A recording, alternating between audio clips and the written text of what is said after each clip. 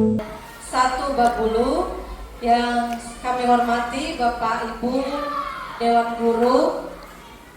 Terima kasih kami sampaikan atas kehadirannya di sini, atas kesempatan yang diberikan kepada saya untuk melaksanakan diseminasi atau berbagi pemahaman dan pengalaman yang telah didapat selama melaksanakan pelatihan di calon guru penggerak angkatan 11. Pertama-tama marilah kita manjatkan puji syukur kepada Allah Subhanahu wa taala karena atas berkat dan rahmatnya sehingga kita pada hari ini dapat hadir bersama-sama melaksanakan kegiatan rutin kita seperti biasanya.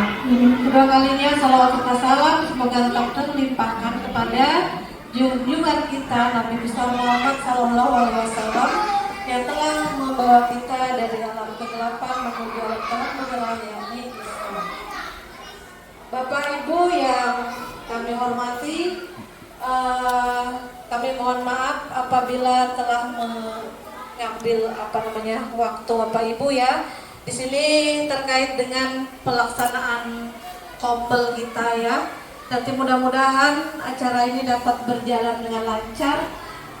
Ya Bapak Ibu semua juga dapat gitu ya mendapatkan ilmu tambahan dari apa yang telah kita sharingkan bersama pada siang hari ini. Saya pun juga berdiri di sini bukan berarti bisa gitu ya dan lebih bisa dari Bapak Ibu, tapi ini adalah saya mencoba gitu ya untuk membagikan sedikit pemahaman ataupun pengalaman yang telah saya peroleh. Nah di sini saya membawakan materi mengenai modul 1.4 budaya positif. Sebelumnya di sini Ibu bisa lihat apa latar belakang daripada penerapan budaya positif di sekolah. Mudah-mudahan terbaca Bapak Ibu ya. Nah, latar belakang daripada budaya positif di sekolah di sini adalah merupakan salah satu upaya peningkatan kualitas pendidikan nasional. Penerapan budaya positif ini tidak bisa dilakukan sendiri-sendiri Bapak Ibu ya, tetapi harus dilakukan secara bersama-sama. Perlu kerjasama di antara semua unsur atau pihak di sekolah. Perlu adanya kolaborasi gitu ya, sehingga pembiasaan daripada budaya positif itu dapat terlaksana dengan baik sesuai dengan harapan kita gitu ya. Nah jadi selain itu juga tentunya penerapan budaya positif ini akan mengacu kepada mewujudkan visi daripada sekolah kita gitu ya. Tentu di dalam visi Bapak Ibu sudah mengetahui apa visi sekolah kita gitu ya. Pasti di situ memuat ya, tercantum bagaimana dimensi profil pelajar Pancasila ada di dalamnya ya, memuat berketuhanan yang Maha Esa gitu ya, kemudian ada kebinekaan global ya, kemudian mandiri, berpikir kritis dan lain-lain. Nah selanjutnya tujuan daripada budaya positif di sekolah ya tentunya menumbuhkan karakter peserta didik ya yang sesuai dengan dimensi profil Pancasila pelajar Pancasila tadi. Nah selanjutnya apakah yang dimaksud dengan budaya positif? Mungkin kalau berbicara mengenai budaya positif ya kita pikirkan apa Bapak Ibu? Coba, apa yang Bapak Ibu pikirkan tentang budaya positif? Namanya budaya itu kan berarti pembiasaan ya kan, selalu kita jalankan setiap hari ya kan. Nah jadi budaya positif ini merupakan bisa berupa nilai-nilai, bisa berupa keyakinan ya, kebiasaan-kebiasaan di sekolah yang berpihak pada murid gitu ya, agar mereka ini dapat berkembang menjadi pribadi yang kritis, penuh rasa hormat dan juga bertanggung jawab. Nah, bagaimana supaya budaya positif ini dapat terlaksana dengan baik gitu ya? Tentunya kita sebagai guru ini juga menjadi salah satu unsur terpenting gitu ya. Kita sebagaimana sesuai dengan semboyan dari Bapak Ki Hajar Dewantara gitu ya. Apa Bapak Ibu semboyannya? Ingarso sum tulodo, berarti di depan memberi contoh ya kan. Nah, jadi ini peran kita yang penting di sini supaya nilai-nilai keyakinan kebiasaan itu dapat berjalan. Kita harus turun tangan, memberi contoh, memberi teladan kepada anak murid kita supaya dia juga mau melaksanakan pembiasaan-pembiasaan baik tadi gitu ya. Nah, itu salah satunya. Kemudian kita lanjut kepada apa saja konsep inti daripada budaya positif. Nah, di sini ada 8 ya Bapak Ibu yang akan kita coba sharingkan bersama-sama di sini. Yang pertama, perubahan paradigma belajar. Yang kedua, disiplin positif. Ketiga, nilai kebajikan ya. Keempat, kebutuhan dasar manusia. Kelima, motivasi perilaku manusia. Keenam, posisi kontrol guru. 7, keyakinan kelas. Dan 8, segitiga restitusi. Yang pertama, perubahan paradigma belajar. Diferensiasi kontennya atau materinya dan juga produk yang dihasilkan gitu ya. Sehingga di sini nanti dari pembelajaran berdiferensiasi tentunya akan mengarah kepada dimensi profil pelajar Pancasila. Dalam diferensiasi tersebut akan muncul gitu ya, nilai-nilai kegotong royongan, anak-anak menjadi mandiri, anak-anak bisa lebih kreatif dan juga bisa berpikir kritis seperti itu. Selanjutnya, nah di sini kita memasuki beberapa miskonsepsi tentang makna kontrol. Nah, sebelumnya Bapak Ibu, saya ingin mengajak Bapak Ibu melakukan simulasi. Boleh izin berdiri Bapak Ibu semua ya. Berdiri berhadapan. Kita di sini perlu waktu 30 detik saja untuk melakukan simulasinya. Salah satu berperan. Ini simulasi namanya cobalah buka ya. Ini salah satu berperan sebagai orang yang menggenggam telapak tangannya. Anggap di dalam telapak tangan Bapak Ibu itu ada sesuatu yang Ibu pertahankan, Ibu genggam, pertahankan. Salah satunya mencoba membuka, berperan sebagai orang yang berusaha untuk membuka. Nah, selama sudah, yang mana yang menjadi seseorang yang menggenggam barang berharganya, apakah uang ataupun emas permata, boleh? Ya, silakan. Nah, ya, kita jadi Bapak Ibu boleh berusaha untuk membuka genggaman tangan itu dengan cara merayu, membujuk, boleh juga bahkan boleh membentak misalnya ya, bagaimana caranya supaya itu terbuka. Boleh bagaimana? Silakan cara Bapak Ibu selama 30 detik lakukan apapun supaya genggaman tangan teman yang satu ini terbuka. Ya, kita mulai ya. Ya, boleh. 1, 2, 3.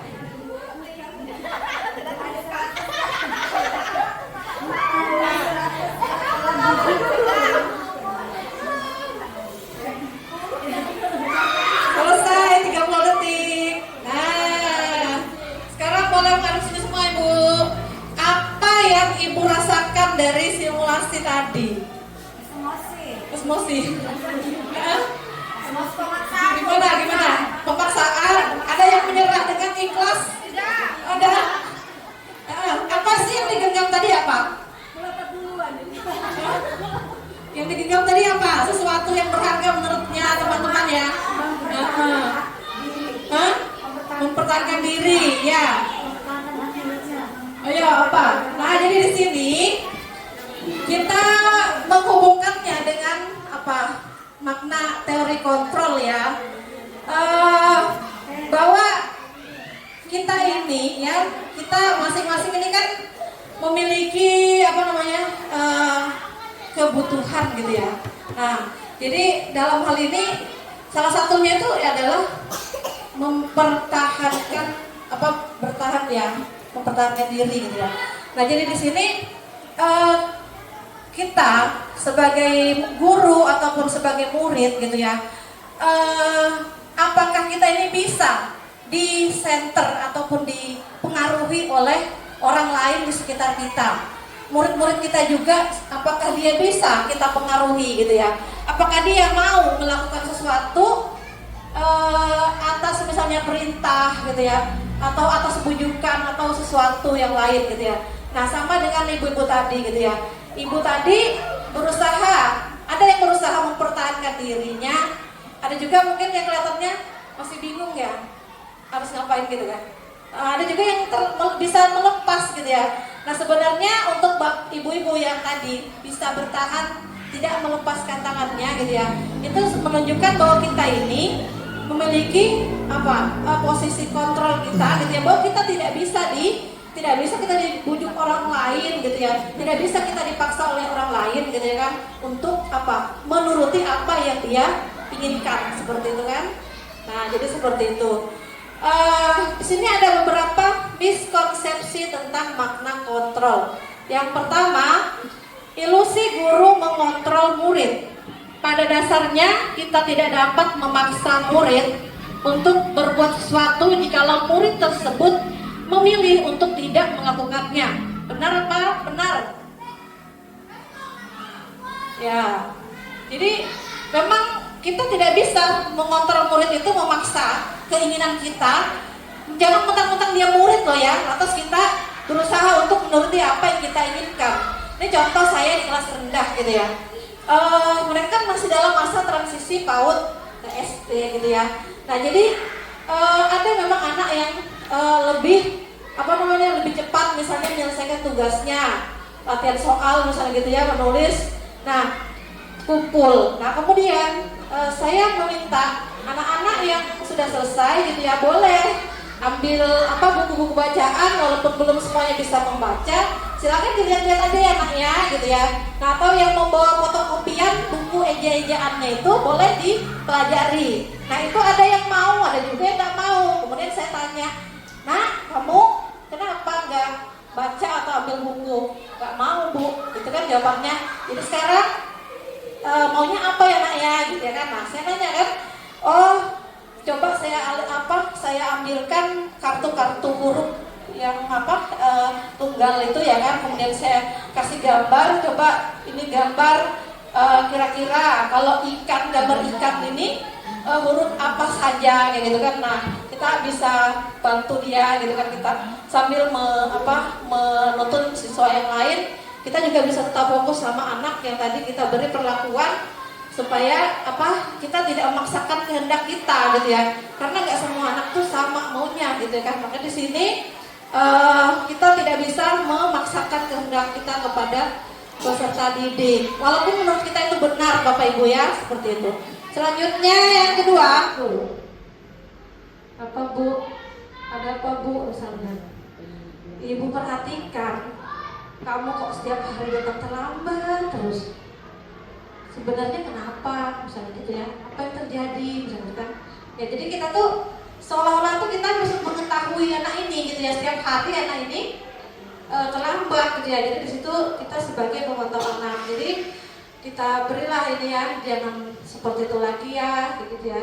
Besok usahakan supaya kamu bisa tidak terlambat, apa yang harus kamu lakukan gitu ya. Lebih pagi bangunnya misalnya gitu kan, mempersiapkan diri sendiri gitu ya, jangan tergantung sama ibu dan sebagainya. Selanjutnya yang terakhir sebagai manajer. Nah, ini apa manajernya, bagaimana kira-kira posisi kita? Ada yang memberikan pendapat untuk posisi kontrol yang terakhir? Teman-teman, apakah sudah ngantuk? Ngantuk. Jam siang ya. Silakan diminum Bapak Ibu yang terhidang supaya lebih semangat ya. Oke, sebagai manajer di sini ya, kita bisa memberikan solusi gitu ya kepada anak gitu ya, supaya anak ini tidak mengulangi lagi perilaku yang sama gitu ya, atau kesalahan yang sama gitu ya. Jadi kita memberikan alternatif gitu, bisa dilihat alternatif bagaimana supaya anak ini bisa merubah perilakunya gitu ya. Nah selanjutnya ada yang mau disampaikan ke Ibu mengenai posisi kontrol? Mau lanjut? Oke, kita akan memasuki keyakinan kelas. Ibu-ibu, apakah di kelasnya sudah ada pernah membuat keyakinan kelas? Sudah. Sudah. Sudah. Nah sekarang kita mau membahas sedikit mengenai keyakinan kelas di sini ya. Kenapa Ibu membuat keyakinan kelas, bukan peraturan kelas? Apa bedanya peraturan kelas dengan keyakinan kelas? Kalau peraturan kelas itu dibuat oleh Guru. atau kepala sekolah juga ya. Kalau keyakinan kelas itu berdasarkan kesepakatan bersama. Nah, kesepakatan bersama ini dasarnya dari apa juga? Dari adanya impian-impian, keinginan-keinginan daripada setiap murid gitu ya kan. Dia ingin memiliki atau menjadikan kelasnya itu seperti apa gitu ya, yang nyaman, yang aman, yang bersih, yang tentram dan sebagainya gitu ya. Nah jadi di situ anak-anak memiliki kebebasan untuk bisa mewujudkan impiannya atau harapannya terhadap cita-cita terhadap kelasnya. Mari kita lihat. Peraturan kelas dibuat disusun oleh satu pihak tanpa adanya konsekuensi bersama. Ya, ulangi. Peraturan kelas dibuat disusun oleh satu pihak tanpa adanya konsekuensi bersama. Ya, jadi contoh dibuat oleh guru, gitu ya. Maka adanya konsekuensi ini sifatnya apa ya? Itu tanpa adanya kesepakatan, gitu ya maksudnya. Tidak ada kesepakatan di antara murid-murid, sehingga reward ataupun punishment yang diterima merupakan satu arah imbas dari aturan yang ditetapkan oleh sepihak saja. Ya, jadi mau nggak mau anak-anak kalau nggak melakukan peraturan yang dibuat oleh guru atau kepala sekolah, maka anak-anak akan menerima otomatis gitu ya, menerima sanksinya gitu ya, seperti itu. Jadi anak-anak mau nggak mau ya nurut aja, namanya juga sebagai peraturan ya kan. Peraturan harus ditaati, bukan untuk dilanggar ya ibu-ibu ya, harus ditaati. Nah di sini kesepakatan keyakinan kelas terbentuk atas dasar kesepakatan murid dengan tuntunan bimbingan guru. Ya, ibu berperan di situ menuntun anak-anak ya. Merupakan hasil diskusi dan mufakat. Nah, keyakinan kelas bersifat abstrak. Kemudian keyakinan kelas berupa pernyataan-pernyataan universal. Keyakinan kelas dibuat dalam kalimat positif. Nah, ibu-ibu coba bisa saya minta tolong disebutkan apa sih isi keyakinan kelasnya yang sudah pernah buat? Apa saja isi keyakinan kelasnya yang sudah ada di kelas atau sudah pernah membuat? Betul. Membuang sampah pada tempatnya. Oke, apa lagi? Masuk kelas tepat waktu. Bagus, apa lagi? Ada gak yang pernyataan keyakinan kelasnya misalnya tidak boleh apa? Tidak boleh menyakiti teman misalnya, atau tidak boleh ada. Nah, jadi kalau misalnya ada kata tidak boleh, itu kita menggantinya dengan kalimat positif ya ibu-ibu. Contohnya apa? Kalau kata tidak boleh menyakiti teman, kita bisa menggantinya dengan apa? Saling mengasihi dan menyayangi. Misalnya seperti itu. Jadi jangan sampai ada kalimat yang negatif dalam keyakinan kelas kita gitu ya. Misalnya tidak boleh membuang sampah sembarangan. Nah, bagaimana kita merubahnya menjadi kalimat positif? Ya, misalnya membuang sampah pada tempatnya gitu ya. Terus tidak boleh datang terlambat, maka kita ganti dengan hadir tepat waktu, seperti itu ya. Oke. Nah di sini selanjutnya, nah ini adalah urutan langkah utama dalam menetapkan keyakinan kelas. Hanya saja di sini belum terurut Ibu, belum terurut dari berapa langkah ini? 1, 2, 3, 4, 5, 6. 6 ini belum terurut. Nah saya ingin ibu-ibu terbaca nggak ya? Terbaca saja ya. Saya besarkan dikit bentar ya.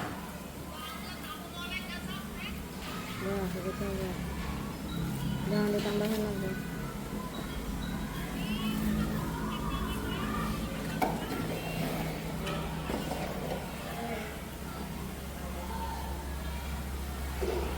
Saya coba sambil saya pandu membaca, Ibu saya minta tolong untuk mengurutkan.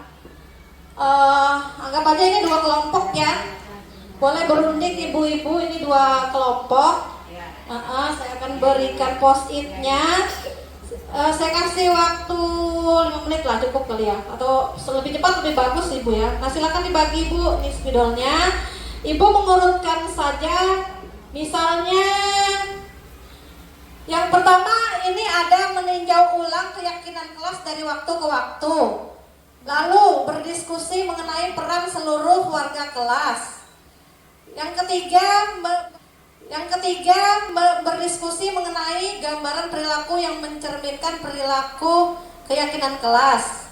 Keempat, menyarikan peraturan menjadi nilai-nilai keyakinan kelas. Selanjutnya mengubah peraturan menjadi kalimat yang lebih positif. Terakhir berdiskusi memunculkan peraturan-peraturan yang ditaati. Jadi Ibu tinggal mengurutkan saja yang mana yang kira-kira menurut Ibu harus ini dulu. 1, 2, 3, 4, 5, 6 ini menurut Ibu yang mana? Apakah berdiskusi dulu mengenai seluruh peran warga kelas? Apakah Ibu mengubah peraturan menjadi kalimat lebih positif? Gak kelihatan?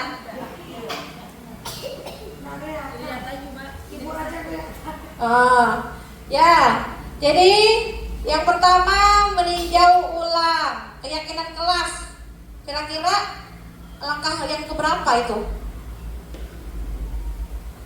Ibu Suparti mungkin ada pendapat yang mana yang pertama?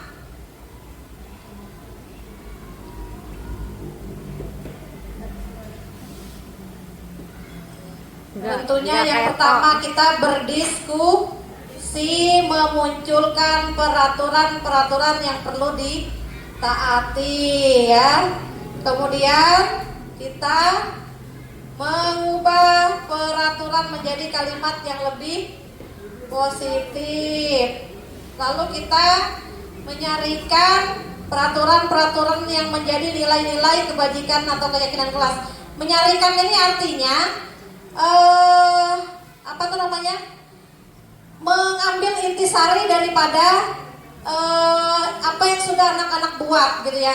Jadi kan di sini ketika yang pertama anak-anak berdiskusi memunculkan peraturan yang perlu ditaati. Mereka berdiskusi bersama teman-temannya untuk apa sih yang mereka inginkan, ya kan? Nah, kemudian setelah mereka memiliki masing-masing impian atau harapan, kita mengumpulkannya. Nah, kita tempel misalnya di pada papan tulis gitu ya. Lalu kita melihat, oh ternyata anak ini anak yang pertama membuat impian tidak boleh membuang sampah sembarangan. Nah, inilah yang kita merubah peraturan menjadi kalimat yang lebih positif tadi, yaitu menjaga kebersihan misalnya, atau membuang sampah pada tempatnya, seperti itu ya. Nah, lalu kita menyarikan peraturan-peraturan yang menjadi nilai-nilai atau kebajikan keyakinan. Nah, kalau misalnya tadi membuang sampah, menjaga kebersihan itu merupakan nilai kebajikan apa? Kalau misalnya anak-anak menjaga kebersihan kelas atau membuang sampah pada tempatnya, nah itu merupakan nilai kebajikan yang seperti apa?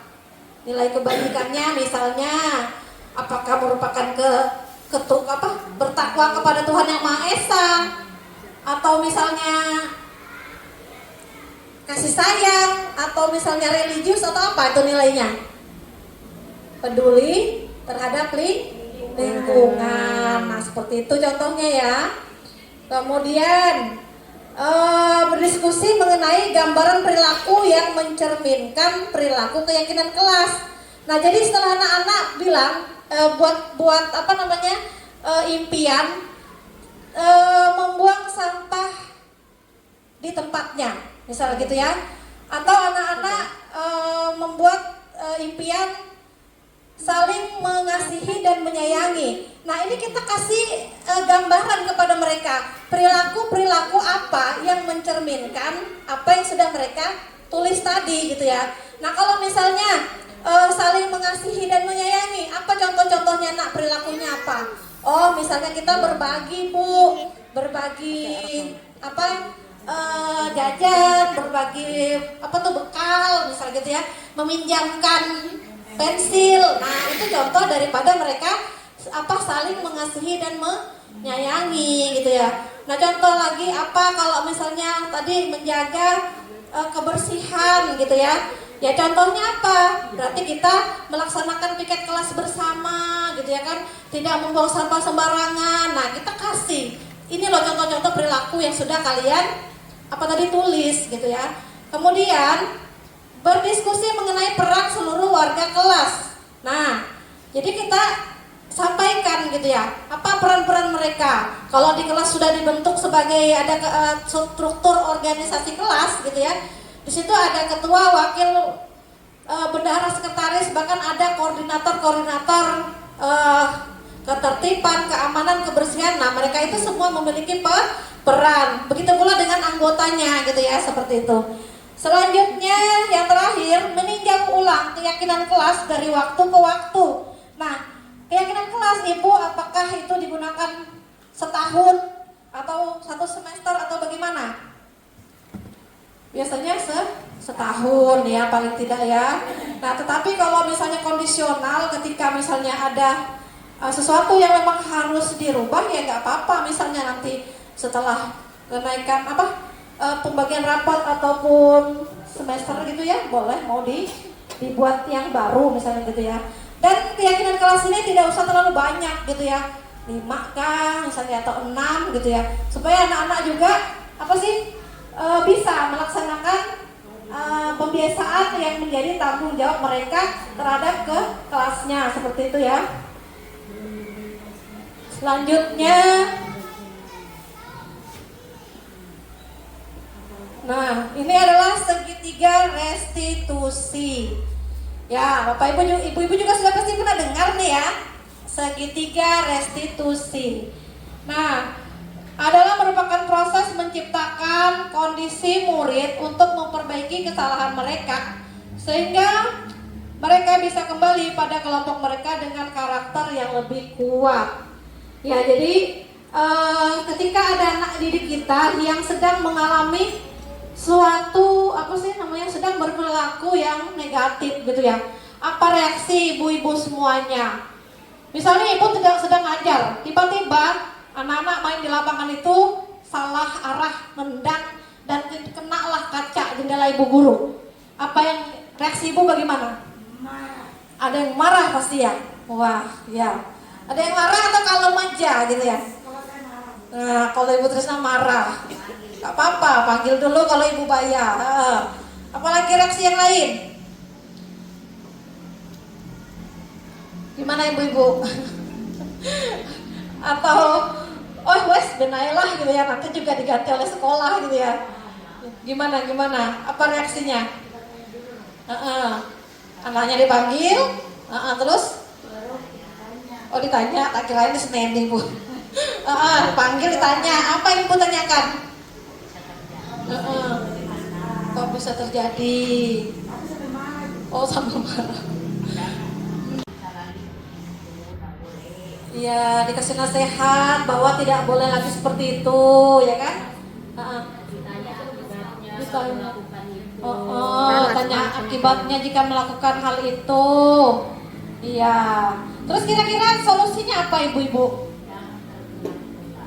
Jangan terulang kembali. Ada solusi lain? Meminta maaf. Kepada siapa, Bu Trisna? Kepada Bu Trisna. Pada gurunya yang kena pecahan kaca itu jendelanya. Iya. Oke, ya. Selanjutnya suruh mengganti. Oh iya. Terima kasih ibu-ibu, pendapatnya semuanya luar biasa ya. Oke, mari kita lihat tahapan segitiga restitusi. Yang pertama, menstabilkan identitas. Yang kedua, validasi tindakan yang salah. Yang ketiga, menanyakan keyakinan. Nah, di sini kita lihat kalimat-kalimat yang bisa kita ucapkan ketika kita di posisi yang pertama. Contoh variasi kalimat yang menstabilkan identitas ya. Nah, kita misalnya memanggil anak itu, kemudian kita bisa sampaikan berbuat salah itu tidak apa-apa nak, gitu ya. Kemudian tidak ada manusia yang sempurna, gitu ya. Ibu juga pernah kok melakukan kesalahan, ya kan? Lalu saya ingin mencari solusi dari permasalahan ini, ya. Nah, selanjutnya kita melakukan validasi tindakan yang salah, ya. Di sini kita bisa menyatakan kamu pasti punya alasan mengapa melakukan hal tersebut. Seperti tadi yang Ibu Bayah sampaikan pendapatnya ya. Kenapa nak kok bisa terjadi ya? Lalu ya bisa terlihat kamu merasa bangga terhadap hasil yang kamu dapatkan, tetapi ada hal yang jadinya merugikan orang lain, ya kan? Nah, lalu kita menanyakan keyakinan kelas. Apa setelah anak-anak ini bercerita gitu ya, kita sudah menggali informasi latar belakang mengapa dia melakukan kesalahan gitu ya. Nah, kita bawa mereka menuju keyakinan kelasnya. Apa kira-kira kalau misalnya Budi melakukan ini gitu ya, itu benar apa enggak ya gitu ya? Kira-kira sesuai enggak dengan keyakinan kita, keyakinan kelas kita itu cocok apa enggak kayak gitu ya? Nah, anak-anak kita arahkan seperti itu. Nanti dia juga akan berpikir kok bahwa perbuatannya ini tidak baik atau kurang baik gitu ya. Nah, kemudian kita beri arahan untuk menyelesaikan solusinya bagaimana gitu ya. Apakah tindakanmu ini sudah mencerminkan keyakinan kelas gitu ya. Kalau dia bilang belum ya kan, tentunya kita arahkan dia untuk bisa mencari solusi gitu ya. Bagaimana dia mengatasi permasalahan yang dia hadapi gitu ya. Nah, misalnya coba kalau sudah tahu bahwa Budi salah gitu ya, kira-kira nih apa yang mau Budi lakukan selanjutnya gitu ya kan. Nah, biasanya pasti anak akan bilang kok, iya Bu saya salah gitu ya, saya mau minta maaf Bu sama teman yang tadi misalnya saya sakiti, atau saya salah Bu sudah memecahkan kaca jendela ibu guru gitu ya, saya benar-benar minta maaf Bu karena ini saya tidak sengaja. Nah, jadi ketika anak seperti itu kan kita juga akan luluh ya, kita akan merasa merasa lega gitu ya. Wah, anaknya luar biasa ternyata gitu, dia menyadari kesalahan dia, bahkan dia bisa rela mau bertanggung jawab dengan cara meminta maaf. Kita jangan dulu berpikir dia mau mengganti ya Bapak Ibu ya, dari mana dia mau mengganti. Dia kasih tahu maknya di sana dia udah takut pasti ya gitu ya. Yang penting dia punya rasa punya tanggung jawab seperti itu ya. Nah, selanjutnya ini adalah definisi arti daripada menstabilkan identitas. Menstabilkan identitas berarti bagian dasar dari segitiga yang bertujuan untuk mengubah identitas anak dari orang yang gagal karena melakukan kesalahan menjadi orang yang sukses. Ya, jadi di sini kita ketika anak bersalah jangan kita ini malah mencerca, malah menghardik, malah mengata-ngatain itu jangan gitu ya. Tapi kita harus mencoba membawa anak ini bagaimana supaya dia keluar dari permasalahannya gitu ya, bahwa dia bukanlah seorang anak yang gagal gitu ya, bahwa dia harus bisa menyelesaikan permasalahannya gitu ya. Insya Allah ketika dia bisa keluar dari permasalahannya dengan menemukan solusinya dia sendiri gitu ya, kita yang disebut sebagai anak yang sukses. Sukses dalam hal berarti nilai-nilai karakter budaya positif di situ tercapai, Bapak Ibu ya, seperti itu. Selanjutnya, validasi tindakan yang salah. Nah, mengacu pada proses pengakuan atau pengesahan atas tindakan yang tidak sesuai dengan hukum atau norma yang berlaku. Nah, jadi ketika kita melakukan validasi, itu anak akan bercerita ya kan, bagaimana latar belakang kejadian dari peristiwa yang sedang terjadi gitu ya. Maka itu akan muncul gitu ya. Oh, ternyata anak ini mengakui bahwa memang dia bersalah, bahwa memang hal yang dia lakukan itu sudah bertentangan dengan nilai norma yang berlaku gitu ya. Nah, selanjutnya kita menanyakan keyakinan kelas kita. Bagaimana kita menciptakan kondisi bagi murid untuk memperbaiki kesalahan mereka, kemudian mereka bisa kembali ke dalam kelompok mereka dengan karakter yang lebih kuat. Nah, artinya ketika anak sudah pernah merasakan gagal gitu ya, dia sudah pernah melakukan kesalahan, maka ketika dia bisa menemukan solusinya dia sendiri, dia akan menjadi pribadi yang lebih baik lagi tentunya ya. Karakter dia juga akan lebih kuat gitu ya. Nah, insya Allah akan seperti itu Bapak Ibu ya, asal kita memang benar-benar bisa menerapkan posisi kontrol 3 hal tersebut dengan sebaik-baiknya gitu ya. Nah, jadi di sini materi dari saya mungkin cukup seperti itu Bapak Ibu ya. Kira-kira ada yang ingin dikonfirmasi, ada yang ingin Bapak berikan umpan balik daripada sharing yang sudah saya berikan. Nah, kiranya bisa Bapak Ibu berikan tanggapan gitu ya. Dipersilakan Ibu. Saya coba untuk menyampaikan video restitusi saya ya. Mudah-mudahan bisa ini terbuka.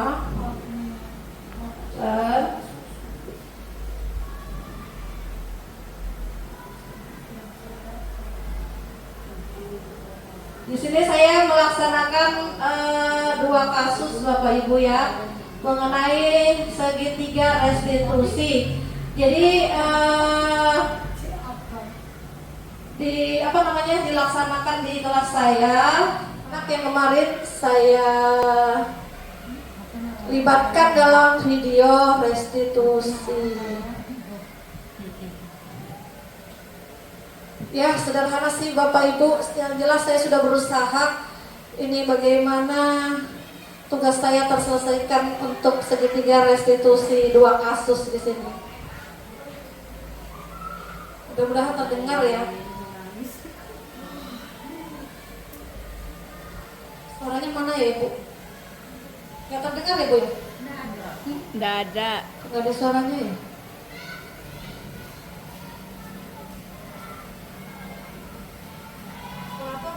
Ibu Rona bisa dibantu ini supaya suaranya terdengar.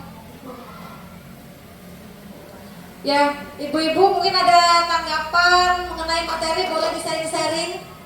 Cukup jelas. Yang lain? Kalau pribadi saya cukup jelas. Ya, pribadi. Iya.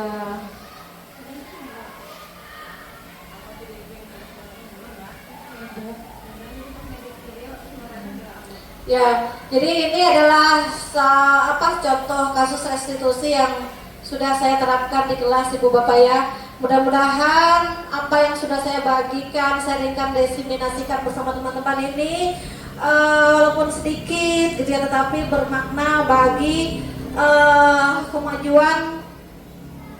kemajuan kita dalam mendidik, menuntun anak-anak kita untuk pencapaian budidaya positif di sekolah kita Bapak Ibu ya gitu ya. Diharapkan dengan tidak hanya budaya positif tidak hanya diterapkan oleh anak-anak didik kita, tetapi kita juga selalu berusaha untuk memperbaiki diri kita supaya pembiasaan atau budaya positif ini dapat sama-sama berjalan di sekolah dari seluruh warga sekolah gitu ya. Nah, begitu pula juga harapannya tetap berkesinambungan gitu ya. Bukan hanya pembiasaan budaya positif di sekolah saja, tetapi juga dapat dilaksanakan di rumah seperti itu ya. Jadi karakter anak ini di sekolah baik, di rumah juga diharapkan baik gitu ya. Maka implementasi di sekolah itu juga diharapkan dapat diimplementasikan di rumah gitu ya. Mudah-mudahan kita dapat bersama-sama menjalankan pembiasaan atau budaya positif ini sehingga dapat mewujudkan visi daripada sekolah kita gitu ya, menciptakan pelajar-pelajar yang sesuai dengan profil pelajar Pancasila. Terima kasih Ibu-ibu atas perhatiannya. Apabila ada kekeliruan dalam penyampaian kami mohon maaf yang sebesar-besarnya karena memang kami masih dalam proses pelatihan dalam calon guru penggerak angkatan 11 ya. Mudah-mudahan kita semua diberikan kelancaran, kemudahan, kesehatan untuk selalu istiqomah menjalankan amanah kita bersama-sama. Wassalamualaikum warahmatullahi wabarakatuh.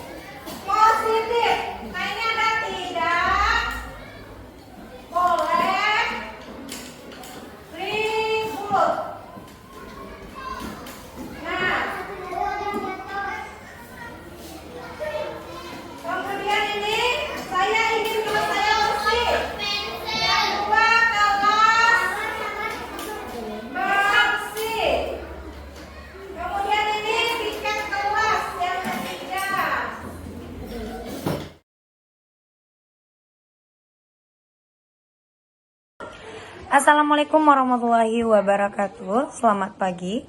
Perkenalkan saya Sukmawati SPD, selaku guru kelas di SD Negeri 001 Babulu dan juga merupakan rekan sejawat dari Ibu Yuliati SPD. Beliau adalah CGP Angkatan 11 Kabupaten Penajam Pasir Utara. Perasaan saya setelah mengikuti diseminasi berbagai pemahaman dan pengalaman mengenai budaya positif ini sangatlah baik. Karena budaya positif di sekolah ini sangat penting sebagai bentuk pengembangan peserta didik yang memiliki karakter yang kuat dan juga berakhlak sesuai dengan profil pelajar Pancasila seperti yang dicetuskan dari pedoman untuk pendidikan di Indonesia. Budaya positif juga dibangun dengan syarat sekolah perlu menyediakan lingkungan yang positif, aman dan nyaman agar peserta didik dapat berpikir, bertindak, mencipta secara merdeka, mandiri, dan tentunya bertanggung jawab. Saya Sukmawati, wassalamualaikum warahmatullahi wabarakatuh. Assalamualaikum warahmatullahi wabarakatuh. Selamat pagi, perkenalkan nama saya Suparti SPD. Saya mengajar sebagai guru kelas di SD Negeri 001 Babulu. Saya adalah salah satu rekan sejawat dari Ibu Yuliati SPD yang saat ini beliau mengikuti calon guru penggerak angkatan 11. Perasaan saya setelah mengikuti diseminasi yang dilaksanakan oleh Bu Yuliati, saya merasa sangat senang sekali sehingga saya dapat mengimplementasikan kepada murid saya di dalam kelas maupun di luar kelas, sehingga saya dapat mewujudkan cita-cita murid saya sesuai dengan profil pelajar Pancasila. Sekian, terima kasih. Wassalamualaikum warahmatullahi wabarakatuh. Assalamualaikum warahmatullahi wabarakatuh. Perkenalkan, nama saya Nida. Saya dari SD 001 Babulu, kelas 1B. Dengan keyakinan kelas akan menjadi bersih. Assalamualaikum warahmatullahi wabarakatuh. Perkenalkan, nama saya Raya dari SD Negeri 01 Babulu, kelas 1B. Dengan keyakinan kelas menjadi tertib. Assalamualaikum warahmatullahi wabarakatuh. Perkenalkan, nama saya Aisyah Lina Atika dari SD Negeri 01 Babulu, kelas 1B. Keyakinan kelas saya menjadi Assalamualaikum warahmatullahi wabarakatuh. Perkenalkan, nama saya Aisyah Aila dari SD Negeri 001 Babulu, 1B. Keyakinan kelas bersih. Assalamualaikum warahmatullahi wabarakatuh. Perkenalkan, nama saya Rizky, kelas 1B, SD Negeri 001 Babulu. Keyakinan kelas menjadi tertib. Assalamualaikum warahmatullahi wabarakatuh. Perkenalkan, nama saya Aleana Skanjani dari SD Negeri 001 Babulu, kelas 1B. Keyakinan kelas menjadi bersih. Wassalamualaikum warahmatullahi wabarakatuh. Perkenalkan, nama saya Ahila Praduta, kelas 1B. Dengan keyakinan kelas belajar menjadi menyenangkan. Terima kasih. Wassalamualaikum warahmatullahi wabarakatuh. Assalamualaikum, Bu. Waalaikumsalam. Ya, silakan. Nah, Silmi, dan ya bisa Silmi ya. Ibu mau nanya, apakah Silmi mengetahui alasannya ibu memanggil Silmi? Ada kejadian apa sih kemarin sehingga Silmi merasa bersalah? Kemarin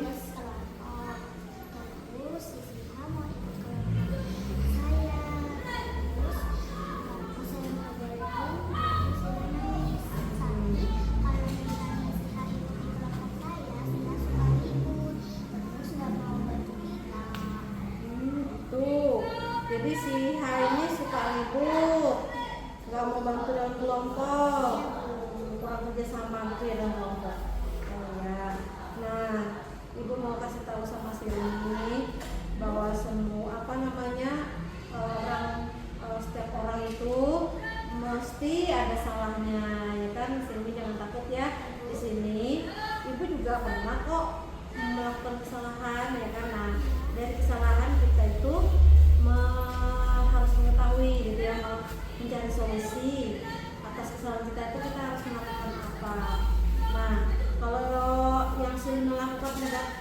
Siha itu baik enggak ya? Jahat ya kan? Apa sesuai enggak dengan keyakinan kelas kita? Enggak ya, karena kan kita punya keyakinan kelas tuh, saling menghargai teman, ya kan? Gitu, tidak membedakan teman, ya kan? Jadi kalau Silmi lakukan itu berarti kan sudah membedakan teman, ya kan? Tidak mau menghargai teman, ya kan? Nah, oleh karenanya Ibu tanya, apakah yang akan Silmi lakukan untuk memperbaiki keadaan ini? Minta maaf ke Siha. Benar ya, itu benar bahwa sebaiknya memang Silmi meminta maaf sama Siha, ya kan? Nah, supaya memperbaiki keadaannya. Mudah-mudahan setelah Silmi nanti minta maaf, Silmi tidak lagi mengulangi hal itu, ya kan, kepada teman yang lain, ya kan? Bisa ya? Oke, kalau begitu mudah-mudahan nanti kerja kelompoknya juga lebih baik, ya kan? Silakan di luar nanti Silmi langsung cari Siha ya, minta maaf atas kesalahan yang kemarin, ya kan? Seperti itu. Nah, terima kasih anak ya. Waalaikumsalam. Bu Yuli. Waalaikumsalam. Silakan duduk. Ya. Pia, apakah Pia tahu Pia dipanggil ke sini? Tahu Bu, Kenapa? karena saya menuduh teman saya mengambil duit teman saya. Oh gitu. Pia menuduh teman mengambil uang. Siapa nama teman yang itu nih? Syifa. Siva. Ya, jadi Pia, Ibu paham, Ibu tahu ya bahwa semua orang ini pernah bersalah, ya kan? Ibu juga pernah bersalah. Nah, dan sekarang Pia menuduh temannya mencuri uangnya Siva. Ya, coba kenapa kok bisa kejadian begitu menuduh temannya? Kan kita semuanya yang istirahat, semuanya keluar kelas kecuali Syifa. Iya. Terus kata teman saya duitnya hilang di kelas. Terus di situ kan cuma ada Syifa, jadi saya menuduh Syifa yang mengambil duit. Terus selanjutnya? Terus dia menangis karena saya menganggapnya tidak mampu. Jadi ceritanya dari Pia ini, Pia sudah menuduh temannya mengambil uang, yaitu Siva. Kenapa Pia menuduh? Karena Siva sendirian di kelas waktu itu pada saat jam istirahat. Ya. Kemudian juga si Siva nangis karena dituduh dan juga diolok bahwa dia orang tidak mampu. Oke. Sekarang Ibu mau menyampaikan begini ya, bahwa di dalam sesuatu itu kita nggak boleh langsung menuduh teman, ya kan? Apapun kalau kita nggak lihat dengan mata kepala sendiri, nggak boleh kita main menuduh langsung, gitu ya kan? Apalagi diolok juga orang tidak mampu. Kita nggak boleh merendahkan teman seperti itu, ya kan? Nah, hal ini baik apa enggak kalau kita berbuat begitu? Apa itu? Enggak baik, ya kan? Tidak baik, ya kan? Nah, selain itu juga tidak sesuai dengan keyakinan kelas kita, gitu kan? Nah, keyakinan kelas kita itu apa? Harus berteman baik, ya kan? Jangan mengolok, membuli teman, ya kan? Nah, seperti itu. Sekarang Ibu guru nanya, setelah Pia melakukan kesalahan, apa yang mau Pia lakukan? Meminta maaf kepada Syifa. Minta maaf pada Syifa. Iya, jadi Ibu senang Pia mau meminta maaf kepada temannya. Pia berarti mengakui bahwa Pia salah, ya kan? Nanti setelah itu